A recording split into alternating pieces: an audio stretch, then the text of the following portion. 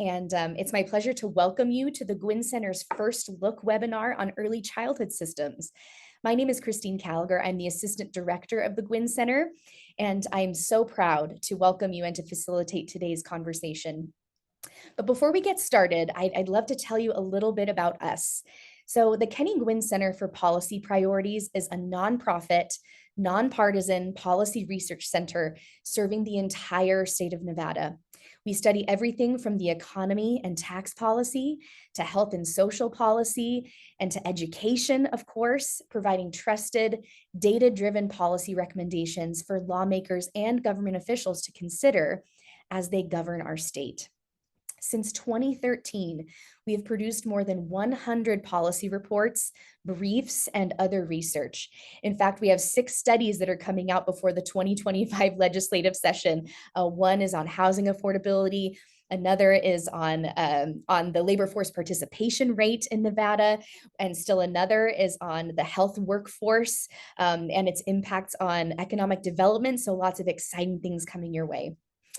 So we do 2 different kinds of research here at the Guinn Center. First, we do contracted research through the state or another government entity. And second, we also do something called Blue Sky Research, which is funded by donations to the Guinn Center and independently derived. With Blue Sky Research, we have the ability not only to take a look at questions that are important to most Nevadans, but also questions that are important to our researchers. To do our research, we not only have an incredible team of research directors and analysts, but we also take a collaborative approach to our work. We're affiliated with the University of Nevada, Reno, working with several faculty members, grad students, and interns. And we also work with researchers at UNLV and other NSHE institutions across the state. All of this is in service to one singular mission. And this graphic that you're going to see on your screen illustrates why we do what we do. Depending on what side of the aisle someone may be on, what life experiences they've had, or the people that they know, we can look at the same issues and have 2 completely different perspectives. And the Guinn Center exists to widen that lens and to help us see the bigger picture, the facts, and to make better decisions to improve Nevada's laws and Nevadans' lives. That's why we do what we do. In just a few weeks, we're set to release our 18-month study on Nevada's pupil-centered funding plan, which takes a look at the ways K-12 funding is distributed across the state and offers perspectives on how to further improve equity in that funding mechanism. I hope everyone has signed up for our newsletter to get the latest on that report release and to sign up for our First Look webinar on that topic as well. Before we get started on today's discussion, I have a few housekeeping items for you. First, go ahead and keep your microphones muted if you would. We have a lot of people on the call today, and we hope to eliminate as many distractions as possible. So if you have questions during the call, please feel free to enter them into the Q&A tool on Zoom. And what's cool about the Q&A tool is that you also have the ability to upvote other participants' questions if you think that they're pertinent and you agree with them. So that helps me know which questions to prioritize when we get to the Q&A session. I'll monitor all of those questions and I'll do my best to get to as many of them as possible during our Q&A time at the end of the call. And if we have time, we may invite you to unmute and ask your questions live. And finally, it's my pleasure to introduce you to our incredible speakers today, our Director of Education, Dr. Anna Colquitt, and our Senior Research Director, or Senior Research Analyst, that is, Todd Butterworth, who served as the lead researchers on our early childhood study. Anna has been with the Guinn Center for almost a year now as our Director of Education and has been an absolutely unstoppable force, producing education research on competency-based education, workforce development, and more. She not only has her doctorate in educational psychology from UNLV, but also her Juris Doctorate from the Boyd School of Law at UNLV. Todd Butterworth is a trusted and familiar face in the state of Nevada, having served decades in the Legislative Council Bureau and the Department of Health and Human Services, among other appointments. He's been deeply embedded in education and health policy, and we're so fortunate to have him lend us his expertise. I'm thrilled to have both Anna and Todd share the findings of their study on early childhood systems. And with that, let's get to the big show. I'll go ahead and turn things over to Anna to get us started. Thank you, Christine. So before we get into the research itself, I want to set some context and really explain our purpose for why this research was so necessary. This right here is the reason we conducted this study. There are over 60 entities serving children and their families in the early childhood space in Nevada. And when we think about this from a governance perspective, this is why we focused on governance, is because when you have this many entities, who has the authority, who is doing the decision making, where does that lie? And with this complex of a system, it's really important that that governance structure is solid. So I'd also like to paint this picture from the family perspective, and that is, imagine a family navigating this incredibly complex set of systems. If you are low income, have a child with developmental delays, need nutritional services and childcare and support for all of those services, you are navigating all of these different systems and figuring out how to do so with a lack of coordination amongst these agencies. And the stakes are high in this space. So it's an area that it's really important that we have this firm governance in order to make sure we are serving the children and their families in the state of Nevada. So after 18 months of studying early childhood governance, we are so excited to release our report titled From Crowded to Coordinated, Examining the Governance of Nevada's Early Childhood Systems. As Christine mentioned, I am Anna Colquitt, and I have the honor of serving as the Director of Education Policy for the Guinn Center. Before we get into the details and findings of our report, I first want to thank Todd Butterworth, who is the Senior Education Researcher for the Guinn Center and has been absolutely instrumental in shaping this project. Additionally, I'd like to acknowledge Gina Miller, who was the Graduate Assistant Researcher on our team and also played a large role in this final product. And finally, this report was commissioned by the Children's Cabinet and funded through the Nevada Division of Welfare and Supportive Services Childcare and Development Program. So our plan for today is to first define early childhood systems, discuss Nevada's early childhood context and the programs within it, briefly introduce the national and international ECS landscape, talk about the elements of early childhood systems and how they play a role in that governance structure, and then kind of preview the policy recommendations that we formulated based on our research. So I want to give kind of a general methods overview so that you understand how we conducted this research. For this project, we started by reviewing a wide range of research that involved legislative authorities, early childhood governance structures, which involved things like key documents and fiscal maps and early childhood strategic plans. And then from there, we mapped out what that context looked like in Nevada. So what our programs, governance, and funding structures looked like. That led to the formulation of our key entities document, which is attached as an appendix to our report. And I'll talk about that in a little bit more detail in just a moment. And then to get deeper insights above just kind of that literature review and painting the picture of what it looked like in Nevada, we also conducted two sets of stakeholder interviews. The first was with representatives from other states to understand, hey, we know these other states are doing really innovative things in their early childhood spaces, or they have just transformed their early childhood systems. Let's ask them, what did they do? What were the challenges? And learn from their process, and then take that to shape the recommendations that we have created for Nevada. So that was one set of stakeholder interviews. And then in addition to that, we also interviewed Nevada stakeholders once we had our recommendations a little bit more solidified, and kind of discussed the recommendations. What do you think about these? What might this look like from an implementation standpoint? Are there any challenges that you see based on the things that we have created as part of our recommendations? And I think all of this information really helps shape the final report. And in this final report, we include recommendations to improve the structure, governance, and funding of our early childhood systems in Nevada.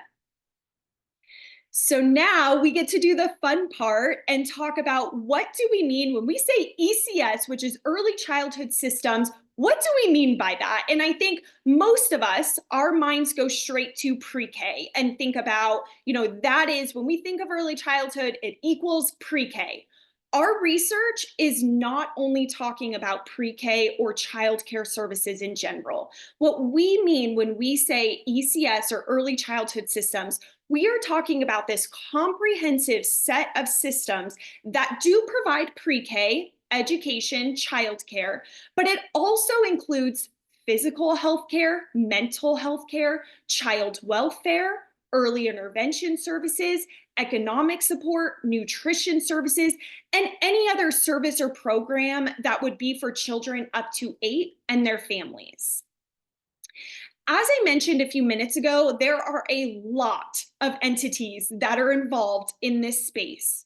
And so we wanted to look at each of those kind of key entities, think about their role in Nevada, and create more than just a simple list of organizations and their programs.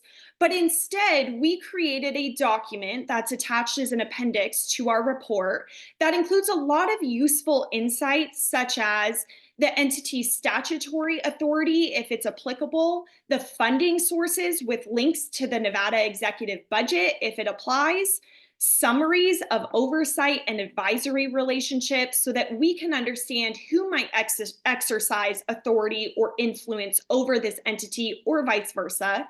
And then our key entities document also notes if an agency has any regulatory authority, so that might then be a vehicle for creating needed policy.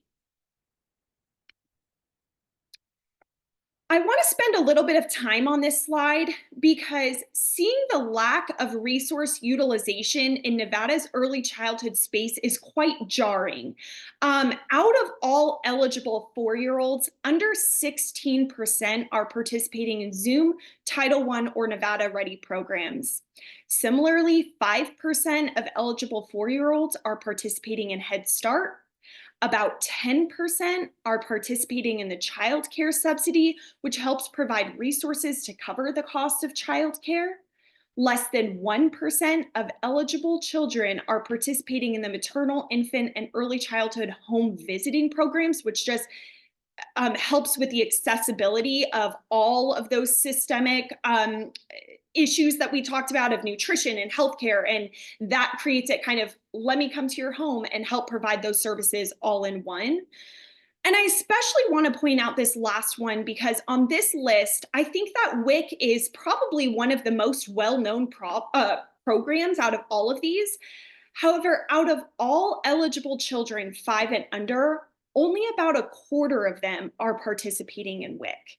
And I want to acknowledge that there are a lot of factors that contribute to this lack of utilization of these programs and resources. But if we are going to have these programs, we want them to be used by those who need them. And so when there is little to no coordination amongst these programs, they not only get lost because we're not, discussing them, but also parents and caretakers then feel overwhelmed with accessing these services, and that's if they even know that they exist. And I'll take it from here for a little bit. My name is Todd Butterworth. It's great to be here. This was the first project I was assigned when I was hired by the Guinn Center about 1.5 years ago. So it's really satisfying to see it finally come to fruition. A big part of our work involved delving into the research on governance. Our collection of research summaries actually ended up being over 100 pages. So we mercifully made it a separate document. It looks to other states that are further along than Nevada, other nations with strong early childhood programming, and the academic literature that has analyzed what works best. The research shows that state-level ECS governance should provide foundational supports and values, things like standards alignment, a comprehensive data system, research support, workforce development, things like that. But then leave enough room for localities and providers to innovate and to meet local needs. Through our research, we found that there were a couple key elements for early childhood governance, and we're going to go through each of these elements individually. But in order to have a functioning governance system for early childhood, we need to consider general governance, community engagement, finance, data management, and the workforce. For each of these elements that we're going to discuss, we'll talk about the objective for each of them and then give an example or two of how other states have addressed that element. I want to note that Nevada's context is unique, and we are not putting these other state models in there as we should, copy paste, replicate that system. It is kind of as an example of what we could do or what we could consider doing, so that we're not having to reinvent the wheel for each of these elements. So the objective of good governance is to create an organizational structure on a macro level that enables efficient, effective, and collaborative work on the micro level with individual families in the community. So governance needs to hold players accountable, but also make their work easier and more effective. The Education Commission of the states identified 3 general governance structures for states. These include creating new entities, consolidating existing ones, or adopting a coordinated approach, which requires interagency collaboration. The diversity of governance structures in the US states reflects the challenge of unifying all of these programs that currently exist in isolation. So for general governance state models, we look to Colorado and Vermont.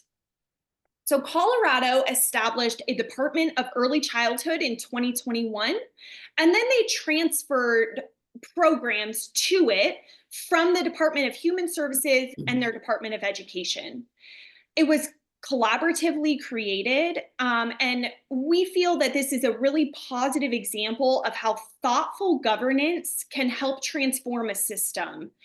They have done great things in the early childhood space, and they have a really solid structural foundation. And they also were so kind to offer so many resources for other states to utilize when thinking about early childhood governance. Vermont has a distributed system, which ends up resulting in a good amount of tension between the education and human services agencies, which ultimately highlights the need for governance reform. When we talk to their state representative in the early childhood space, they observe that it is more effective to centralize governance wherever practical. And another piece that they noted several times was the importance of clearly defining the roles and powers of all parties so that even if the governance is not fully centralized, everyone understands what their role is in the bigger scheme of things. And they also found that ECS programs are more accountable when there is an independent body to provide that oversight, accountability, and strategic leadership. So now we are going to dive into some of the subcategories of ECS governance, including community engagement, finance, data management, and workforce considerations. So the objective of community engagement governance is to create innovative and dynamic communication and collaboration channels among all key stakeholders. The goal is to utilize communication to improve alignment in these systems. It is essential, and what's happening right now is a lot of this communication is one way, it's very top down. And the problem with that is then the needs and what's happening on the ground level is not being communicated upwards. And so what we learned through our research and then through these conversations with stakeholders is that this dynamic two-way communication channel is critical for success of our early childhood systems. Our report highlights Oregon's community engagement experiences to inform Nevada's work. And so what Oregon has done is it has integrated ECS services at the community level through 16 early learning hubs that operate across county and school district boundaries. So these hubs facilitate collaboration amongst health services, K-12 education, human services, and local businesses, as well as effective communication between families, providers, and oversight agencies. Shifting to the governance of early childhood finance, the objective is to ensure sustainable, adequate, and equitable funding. This includes higher level considerations like diversifying funding, optimizing resource allocation, and prioritizing investments. But there should also be an emphasis on public transparency, encouraging stakeholder involvement in financial decision-making, and then regularly assessing the impact of funding. In the area of finance, Vermont again offers an example for Nevada. They made significant investments to expand childcare, but they leveraged this investment not only to expand services, but to strengthen financial governance. And though this model was implemented in childcare, it could just as easily apply to any ECS sector. The objective of ECS data and information systems governance is to establish and maintain comprehensive, integrated, and secure data systems that support informed decision-making and continuous improvement. Nevada's P20 to Workforce Research Data System, also known as Empower, holds promise to make ECS an incredibly valuable tool, to make the data in ECS incredibly valuable. But leveraging Empower's capabilities is going to require some investment and some work. Utah has a system they call eKids. It integrates data to evaluate long-term outcomes for children. It aims to continuously improve program quality through data-driven decision-making and to provide accessible, timely, and relevant data to stakeholders. So the last of these elements that we're considering in the governance space is the workforce. The objective of workforce governance in early childhood is to develop and retain a highly qualified, diverse, and motivated labor force. So this includes things like compensation, supportive work conditions, and overall just having qualified people in this field. So Nevada's workforce faces challenges, and I say this despite the passion and dedication of these workers. Even Nevada's more developed and professionalized ECS sectors like healthcare, child welfare, and mental health face staffing shortages because of labor supply and demand imbalances, as well as competition from outside of the early childhood space. So we looked at a creative workforce solution in Kentucky. And in Kentucky, they expanded eligibility for its child care subsidy program to include all staff working at least 20 hours per week in licensed programs. So this means that they provided free child care for the children of these early child care workers, regardless of household income, which is huge. This resulted in about 3,200 parents and 5,600 children benefiting in just the first year alone. So again, although this solution was applied in early care and education and kind of still focusing on that education piece, it could just as easily be offered in child welfare, mental health, or home visiting. Now we'd like to spend a little time speaking in broad strokes about the recommendations resulting from our research. Our report presents the recommendations separately in categories and in 3 implementation phases to give them some coherence and to make them a little easier to digest. The first phase of recommendations is called governance structure, planning, and implementation. The cornerstone of phase 1 is the creation of an interim office to plan and organize the future of Nevada's ECS. This office could convene stakeholders and consider the state's many options and opportunities. We believe this office should be a neutral entity in Nevada's executive branch instead of within an existing department. We also recommend this coordinating entity have a temporary mission and not be a part of the long-term governance structure. In other words, it should probably go away once the long-term structure is established. We specifically suggest creating an Office of Early Childhood Systems Coordination within the governor's office. It should be granted the full array of authority necessary to complete the task and be charged with recommending a path forward to the governor and legislature.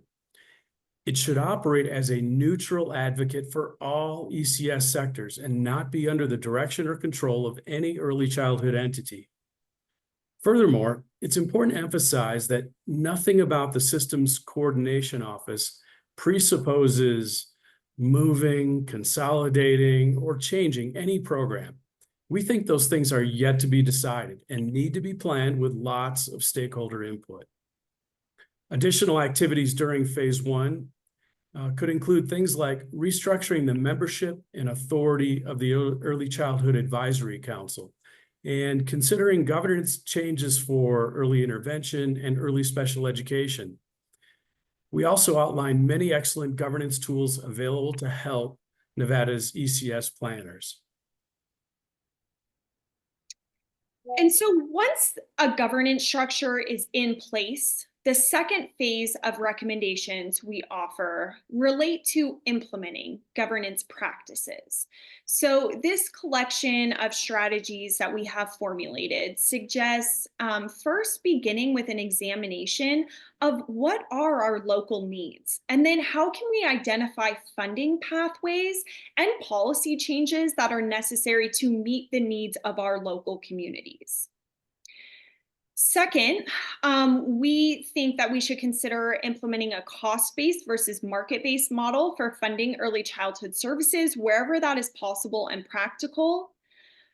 Deploying a robust, integrated, cross-sector data system. We talked about this with our data management element of governance, but this is a really critical one. Next, developing a simple and reliable single point of entry to a broad array of early childhood systems programs, and then supplementing it with a no wrong door approach to systems access. Because what is happening right now is if families know about a program, what should happen is that there is no wrong door, that they can go and get the services that they need or be told about the services that are available to them. And really that happens with strengthened coordination. Next, accessing and really thinking about how are we going to assess and align system standards and administrative rules between early childhood systems and later life systems. So that is, again, that alignment, especially with standards and administrative rules, needs to be evaluated. And then building an effective and vibrant ECS workforce that is able to serve the needs of our families. The third and final phase of governance evolution relates to systems improvements and enhancements. If phases 1 and 2 result in a quality ECS structure, pursuing continuous quality improvement and enhancing the systems will still be necessary. The strategies we offer for this phase include beginning an ongoing strategic planning and quality improvement process, annually reviewing all funding available from federal ECS systems and reporting on what is and is not utilized in Nevada, considering best practice recommendations from various national organizations, and expanding the scope of policy work beyond what is recommended in our report. So as Todd mentioned, when we started talking about the recommendations, our report has these recommendations organized in two different ways, one categorical and two phased. And so we have talked about kind of the recommendations in a phased process here, but we do have each recommendation outlined very specifically and also with lots of sources and notes for each of them. And then any conversations that we had with Nevada stakeholders where there might have been relevant pieces of information that they shared related to the recommendations, we also included those in that section of our report. But to kind of review what these phased recommendations look like, phase one will convene stakeholders, open those lines of communications, and plan a statewide structure. And then phase two will undertake the hard work of implementing the phase one vision, particularly related to funding, data, access, alignment, and workforce. And then phase three will bolster all of this phenomenal work with a process of accountability and continuous improvement. I just want to say thank you for taking the time out of your incredibly busy days to have a first look at our early childhood systems report. It is available on our website. I think Christine is going to moderate some questions now and help us talk through some of those. But I also want to say that I am happy to continue having these ECS conversation in the weeks and months to come. So please feel free to reach out if there are additional aspects of this that you'd like to discuss. Anna and Todd, thank you so much for this discussion and for opening yourselves up and availing yourselves to our questions. I want to invite everyone to go ahead and submit their questions using the Q&A tool. It's very handy. You'll see it available to you in your Zoom panel. We have one question so far, and I have a couple questions as a curious viewer myself. So we'll go ahead and get started with those, but please feel free as things come to mind, please enter them into the Q&A tool. So to kick things off, and this can be a question for both Anna and Todd, what are you able to share some of the findings that most surprised you from this study?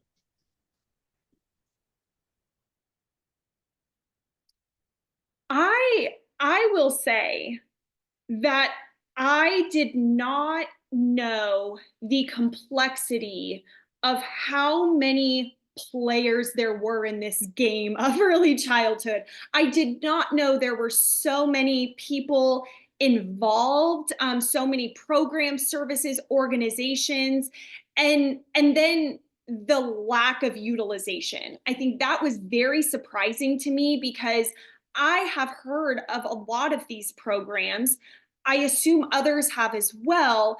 And then thinking about whether they're not accessible, they're not known, or what those barriers are that are in place for the lack of utilization of the services that exist. That's still something I'd like to explore a little further. But I think that's what has been the most surprising, is that there are so many entities involved in this space, and the severe lack of utilization of these services. That discrepancy is pretty significant to me. Yeah, and for me, yeah, just specific data related to the importance of early childhood. I think going into this, I knew that early childhood is pretty important. We need to set a good foundation for our kids, but I didn't know that at the point at which kids enter kindergarten, kids from a higher socioeconomic status are as much as 60% further ahead than their peers. And this is only at age 5, before they've had any schooling, 60% ahead of other kids. And often those kids who are behind are entering schools that themselves are struggling. And so undoing that gap is super difficult.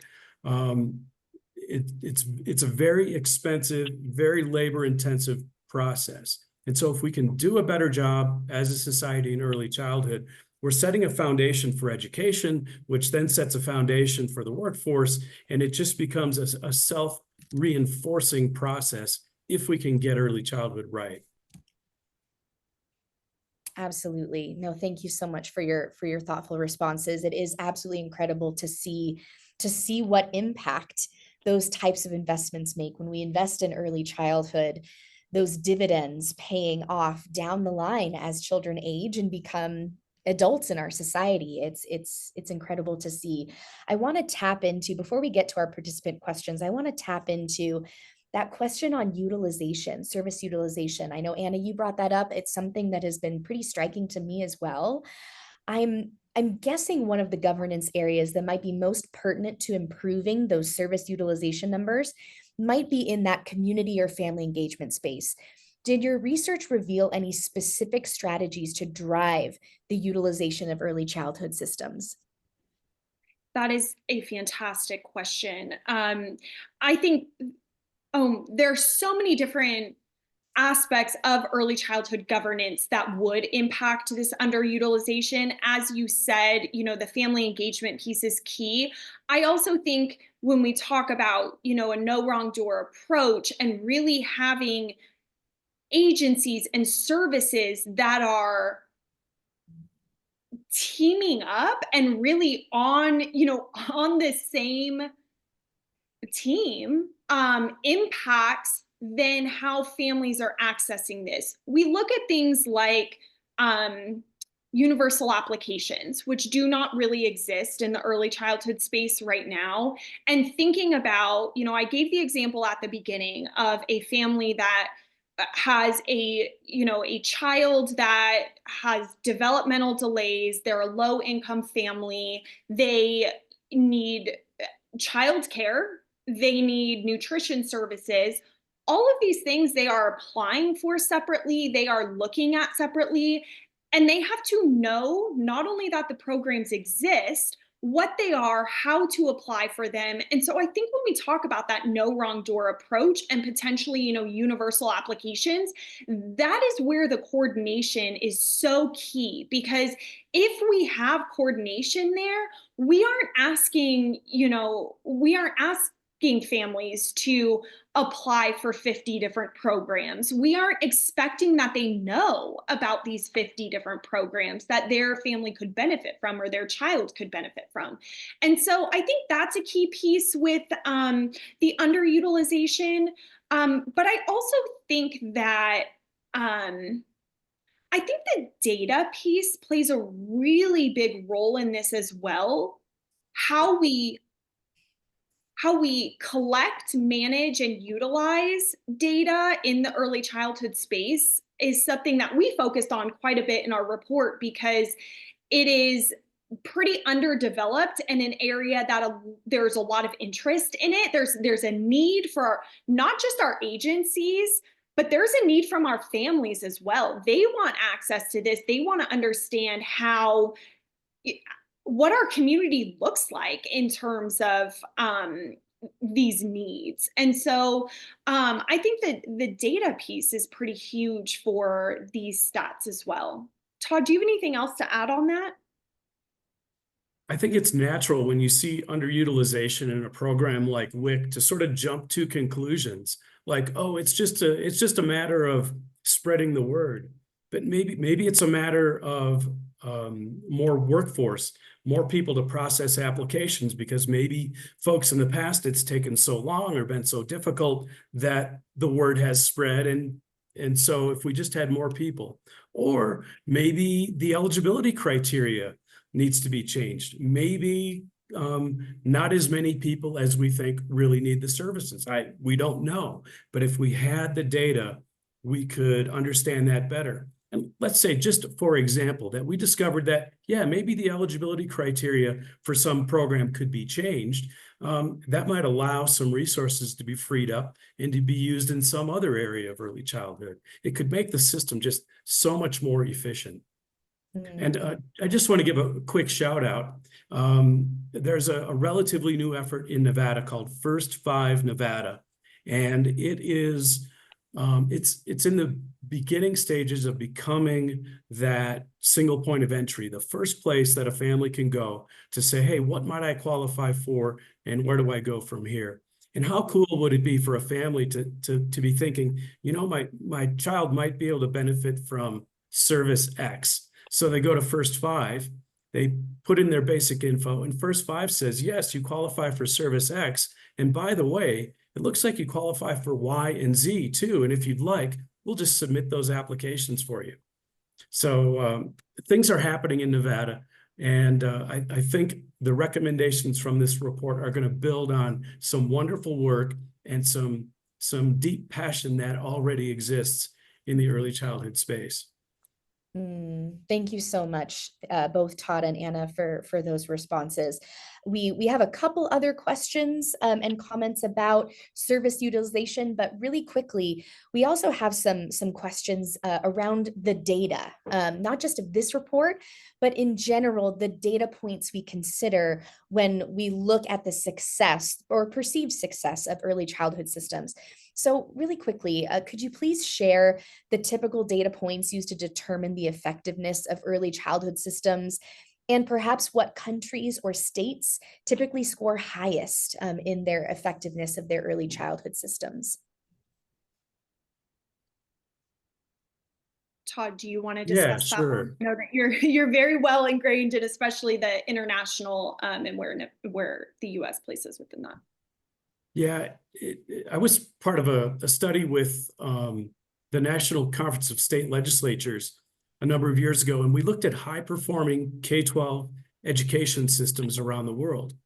And we concluded that there were a handful of things that these countries are doing that we're really not doing in the US. And interestingly, one of the 4 things we discovered actually didn't have anything to do with K-12 education. And it was that these countries did a good job preparing their kids to enter kindergarten. So when they arrived at the kindergarten door, they were ready to learn. The thing is, though, that in these countries, there was no standard way that they did early childhood. Sometimes there were virtually no government programs in place, but it was a cultural thing that families and communities were heavily invested in the young kids in their community. Or maybe it was a country with high taxes in a sort of socialist bent on how to approach things, and they had tons of great, really helpful and effective government programs to support families. So there really is no one way to do it, but it's been proven in other countries who've been doing this like since the 1970s that if you think about this, it can be done well. The other thing is, in a lot of places that are already doing it well, they're not resting on their laurels, and they are still looking at continuous improvement, new research, and ways to improve things. So even once Nevada has a system in place, it's really important that it continually reevaluate what it's doing. And so having researchers involved is really important going forward as well. In terms of high-performing states, I would say to some degree, there aren't any. In terms of really high-performing states, there are other states that are doing well in elements of their systems, and some that have, in the last 5 years or so, really made strides. But it's just something we're not very good at in the U.S. We've really given short shrift to early childhood. One interesting area to kind of highlight how we've ignored the needs in early childhood is to compare the workforce in the K-12 space and the workforce in the early childhood space. K-12 is well organized and well professionalized and fairly well supported, but in comparison to early childhood, it's just a whole different world. And perhaps one of the things Nevada might consider is aligning those two spaces as one continuous profession. So anyway, just a few thoughts. I don't know if you've got anything else to share, Anna. I thought of a few things while you were sharing those helpful insights. I think the biggest piece with thinking about what data would be helpful is starting at what are the local needs? What have we heard that children and their families need in our community, and kind of centering that around these elements that we've talked about, I think would be a really strong starting place, because those are the key factors in governance. And so centering those needs into those elements, and then going beyond that to think about the data that might be helpful for our service providers is going to be different data than what might be helpful for our families. And so, thinking about transparency in our data and thinking about accessibility, and then, as Todd said, continuous research and improvement in that area is key. I do want to touch quickly on what states are doing well and what they might be utilizing. What we saw from our research is states that started or had universal pre-K as a key piece of their transformation were the states that got the most done. I'll say that. So for example, Colorado started with universal pre-K and their system drastically transformed from that starting place. I don't think that that is the model necessary. I actually think there's a great argument for starting with the system as a whole and coordination prior to implementing or even considering universal pre-K. But as that's being discussed more in Nevada, I think it's a really important piece of this conversation to think about how that might either jumpstart or impact some of the systems progress that we're discussing here. Excellent. Thank you. Thank you so much. And Todd, I want to pull on a thread that you started to mention in particular when it comes to the coordination between early childhood and K through 12 education. So we do have a question from our participant about that very thing, asking both you, Anna and Todd, how you would describe the role of public schools in this early childhood work.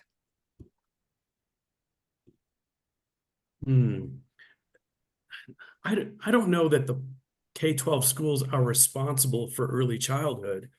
I think that we, the collective we, particularly state government, needs to do a better job of aligning the two systems so that it really is a seamless transition between the two.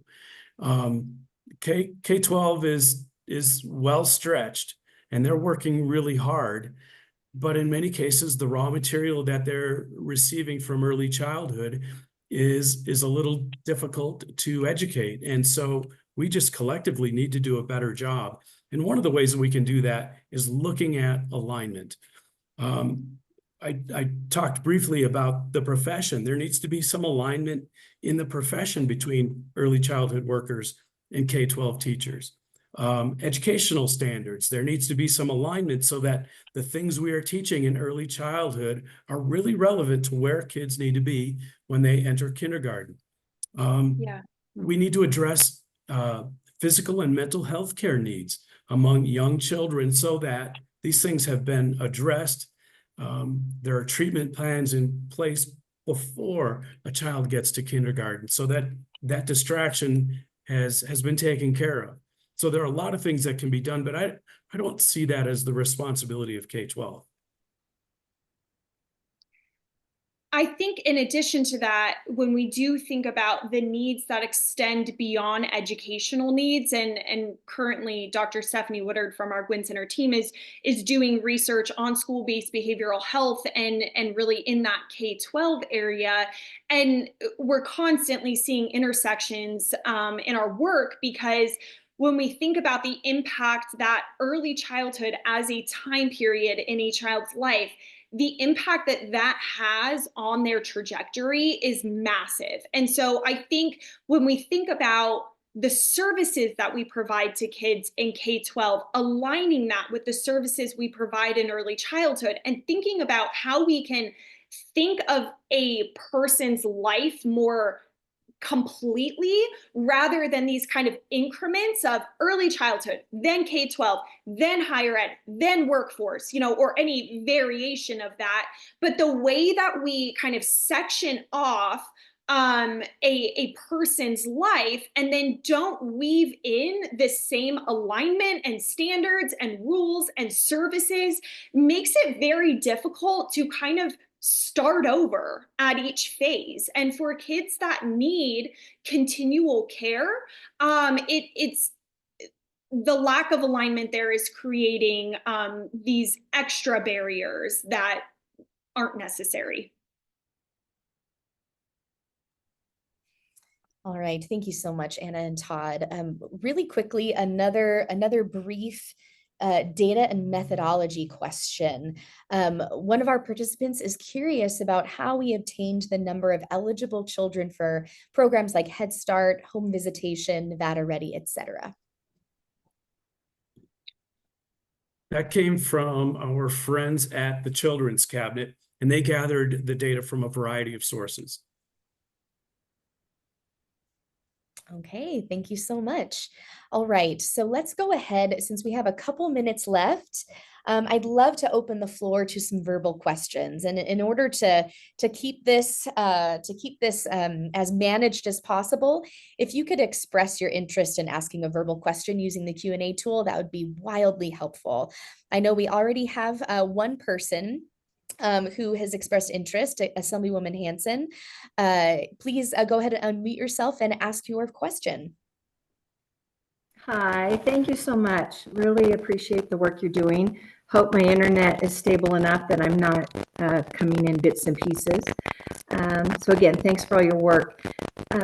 When we talk about, we talked a little bit about the nutrition side of things. You know, that's my concern. Is we totally support the idea of early childhood implementation, governance, all of that. But as I try to look at what we want to accomplish, a lot of factors I think and want to make sure that we've covered in this report or going forward is nutrition. I have 2 of my 4 daughters who work labor and delivery, and have had quite interesting conversations with them about what they're seeing, and they're here in Nevada. And I want to clarify, is the WIC number 48%? I saw in the chat there was a correction and not the 27%. I'm hoping that number is higher. And then also the effects of fetal alcohol syndrome. I know that my daughters see this, unfortunately, with a lot of substance abuse of mothers there that are giving birth. So this is probably a discussion at another time, and I'm more or less putting it out there that are we taking into consideration these fundamental nutritional issues that these children are up against when they're trying to learn?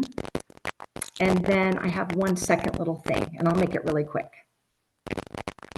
Really, is the WIC number... I can jump in quickly on the WIC number. I would want to look and see, because our eligibility number was 0 to 5. And so I don't know if the number is higher when you include older kids. So that could potentially explain the difference. Okay. Just a couple of thoughts on nutrition programs. We really didn't dive deeply into programming. We really were looking at governance and coordination. I know at the legislature, there have been discussions about universal free lunch programs. One consideration might be that perhaps there would be recipients in that program that really don't need a free lunch, and perhaps those resources might be better directed to providing nutrition to kids in the early childhood space who really do need it. So that could be a policy consideration. And I have one additional one on something you mentioned on kind of the need for early intervention, is what I was understanding from your mention of fetal alcohol syndrome and the impacts that this might have on a child's future, especially in the education space. And as somebody that hits very close to home for me, and what I think is that when we think about early childhood, the importance of this report was considering all aspects of early childhood rather than only education. But because when we only look at education, we miss the factors like how fetal alcohol syndrome would impact a child's ability to learn, or we miss the impact of what early intervention services could do for that child. So our goal here was to really look at early childhood as this comprehensive system and every aspect of it. And so that is the goal, is to look at these all together. And thank you for that. I appreciate that so much. And then just the last part is, as we look at a governance model, as we look at implementing the funds that have been put aside to hopefully have early childhood education, I'm concerned about not connecting K through 12 goals. Well, actually, early childhood education goals with K through 12. I'm going to rain on the parade a little bit, and those who know me know this has been kind of my soapbox.